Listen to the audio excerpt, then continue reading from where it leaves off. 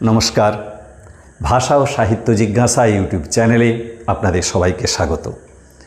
তো বন্ধুরা, আজ আমি অলঙ্কারবাদের তৃতীয় পর্বের আলোচনা নিয়ে আপনাদের সামনে এসেছি।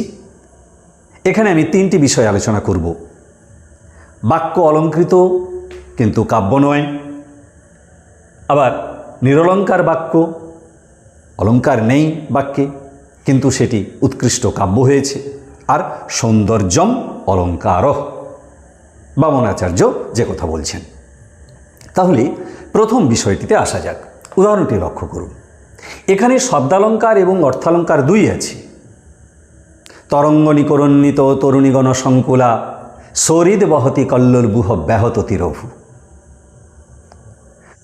তো বন্ধুরা দেখুন, এই বাক্যে যেটা বলা হয়েছে সেটি হচ্ছে নদী বয়ে চলেছে, ঢেউগুলি তীরে আছড়ে পড়ছে এবং সেই ঢেউ দ্বারা তরুণীগণ বিস্রস্ত হচ্ছেন।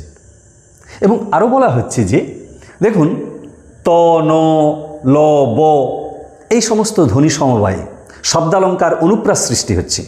আবার কল্লোলবুহ অর্থাৎ কল্লোল রূপবুহ, এখানে রূপক অলঙ্কার সৃষ্টি হচ্ছে, অর্থালঙ্কার। তাহলে শব্দালঙ্কার এবং অর্থালঙ্কার দুটো অলঙ্কার থাকা সত্ত্বেও যেহেতু পাঠকের মনে রসসঞ্চার হলো না, তাই এটি কাব্য হতে পারছে না। দ্বিতীয় উদাহরণ দেখুন, এখানেও একই বিষয়। যাবে যদি জামের বনে জয়ের সঙ্গে যেও, বৃত্তনুপ্রাস অলঙ্কার হচ্ছে, তৎসত্ত্বেও কাব্যরস সৃষ্টি হচ্ছে না, পাঠকের মনে রসসঞ্চার হচ্ছে না, তাই বাক্য অলঙ্কৃত কিন্তু কাব্য হতে পারল না। পরের বিষয়ে আসছি। বাক্য নিরলঙ্কার, কোনো অলঙ্কার নেই অথচ উৎকৃষ্ট কাব্য। কালিদাসের কুমার সম্ভব কাব্যের অকাল বসন্তের বর্ণনা থেকে এই উদাহরণটি নেওয়া হয়েছে। মধুদ্দিরেফ কুসুমৈক পাত্রে পবু প্রিয়াং সামনুবর্তমান শৃঙ্গেন চ স্পর্শ নিমিলিতাক্ষিং মৃগীম অকণ্ডুয়ত কৃষ্ণসার। এখানে কৃষ্ণসার হরিণটি তার শিং দিয়ে হরিণীর মনে পুলক সঞ্চার করছে, যা দেখে বিশ্বমন রোমাঞ্চিত, আনন্দিত, পুলকিত। অথচ কোনো রকম অলঙ্কারের স্পর্শ নেই এখানে। প্রয়োগ নৈপুণ্যে এটি উৎকৃষ্ট কাব্য হতে পেরেছে। যেহেতু বিশ্বমনের মধ্যে, বিশ্বজনের মনে আনন্দরসের সঞ্চার হয়েছে, তাই এটি উৎকৃষ্ট কাব্য। এই উদাহরণটি আরও একটি সুন্দর উদাহরণ। শ্রোতা বন্ধুরা, পাঠক বন্ধুরা, অমেয় চক্রবর্তীর ফিরব না কবিতার বিখ্যাত সেই চরণটি। হাতল সবুজ তামা, পুরু দরজা পুরনো গাছের। কোনো অলঙ্কার আছে কি? কোনো অলঙ্কার নেই, কিন্তু কিভাবে উৎকৃষ্ট কাব্য হচ্ছে দেখুন। হাতল সবুজ তামা, তিনটি মাত্র শব্দ আছে।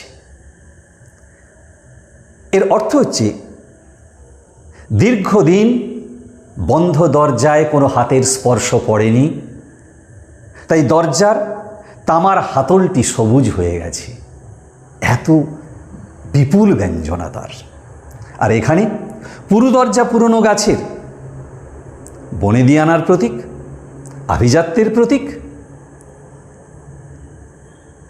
আবার আরেকটি উদাহরণ দিচ্ছি অমেয় চক্রবর্তী থেকেই। ফ্রাইবুর্গের পথে কবিতায় যেখানে আমরা লক্ষ্য করি, পকেটে বুকের কাছে রাখে চুল ওড়াকার ছবি। আমাদের বুঝে নিতে অসুবিধা হয় না বন্ধু যে এ ছবি তার প্রেমিকার কিংবা একান্ত প্রিয়জনের, যাকে ওই যুবকটি প্রতিনিয়ত অনুভব করে। ওখানে আরও একটি সুন্দর চরণ উল্লেখ করছি। ট্রেনে দেখি সৈন্য যুবা বিমুগ্ধ স্মরণে ডুবে আছে। আমরা যখনই এই চরণটি পড়ছি কিংবা শুনছি, তখন আমরাও, পাঠক শ্রোতা, আমরাও রোমান্টিক প্রেমের আবেশে মুগ্ধ হয়ে যাই। কোনো অলঙ্কার নেই অথচ এটি উৎকৃষ্ট কাব্য হতে পেরেছে কেবলমাত্র প্রয়োগ নৈপুণ্যে। সুতরাং নিরলঙ্কার বাক্য কাব্য হতে পারে। পরের আলোচনা সৌন্দর্যম অলঙ্কার। বামনাচার্য বললেন সৌন্দর্যই অলঙ্কার, এবং এই সৌন্দর্যই কাব্যের উপাদেয় বিষয়। আর এই সৌন্দর্য সৃষ্টি হচ্ছে অলঙ্কারের দ্বারা। সুতরাং কবির কথাকে যদি অলঙ্কারের সৌন্দর্য ধর্মে সৌন্দর্যায়িত করা যায়, তাহলেই সেটি উৎকৃষ্ট কাব্য হয়ে উঠতে পারে। আমরা বৃহত্তর অর্থে চিত্রকল্প, গুণ, রীতি এগুলোকেও অলঙ্কার বলবো। সমালোচকরা তাই বলেছেন, কেননা এরাও পাঠকের মধ্যে, শ্রোতার মধ্যে রস সঞ্চার করতে পারে, আনন্দ রস সৃষ্টি করতে পারে, সৌন্দর্য সৃষ্টি করতে পারে। অচিন্ত বিশ্বাস, তপন চট্টোপাধ্যায়, জীবেন্দ্র সিংহ রায়, দুর্গাশঙ্কর মুখোপাধ্যায়, সুধীর দাশগুপ্ত, এদের আলোচনাতে তো এই সব কথার বিপুল আয়োজন। এবং সেখান থেকে আমি বলতে পারি যে কেউ কেউ শব্দালঙ্কার আর অর্থালঙ্কারের রূপে মুগ্ধ হন, কেউ বা অলঙ্কারের ব্যঞ্জনাকে সৌন্দর্য রসের মধ্যে উপলব্ধি করেন। আসলে এখানে কি বলেছি, কেউ রূপে ভোলায় তো কেউ রসে চেনায়। অচিন্তবাবু সুন্দর করে বললেন কথাটি, কেউ রূপে ভোলায় তো কেউ রসে চেনায়। রূপে ভোলানো মানে এখানে স্পষ্টত অলঙ্কারের প্রয়োগে কাব্য সৌন্দর্য সৃষ্টি হচ্ছে, রস সঞ্চার হচ্ছে। মরণের ফুল বড় হয়ে ফোটে জীবনের উদ্যানে, পরম্পরিত রূপক।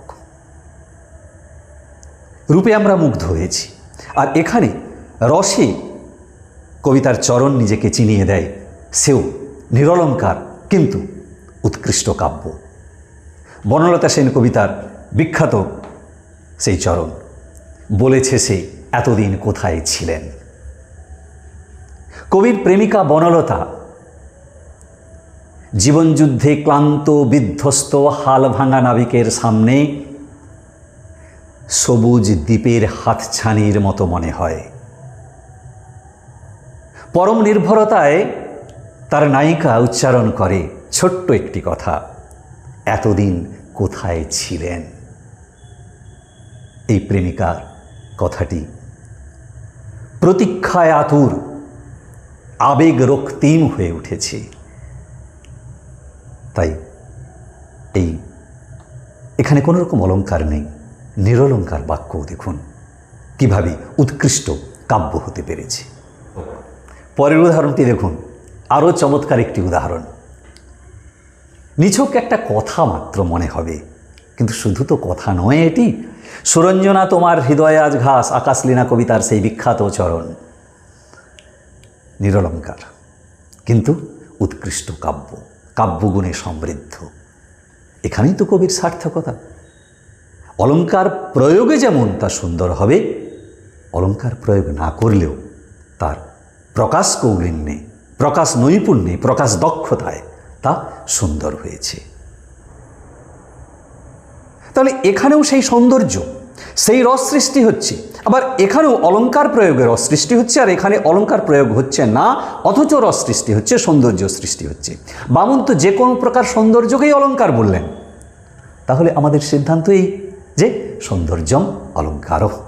তাহলে বন্ধুরা, অলঙ্কারবাদী তৃতীয় পর্বের আলোচনা এখানেই শেষ করছি। সবাইকে নমস্কার, সবাই ভালো থাকবেন। আর আলোচনা যদি ভালো লাগে তাহলে কমেন্ট করবেন, লাইক করবেন, আরও বেশি শেয়ার করতে সবাইকে উদ্বুদ্ধ করবেন। সবাই ভালো থাকুন, নমস্কার।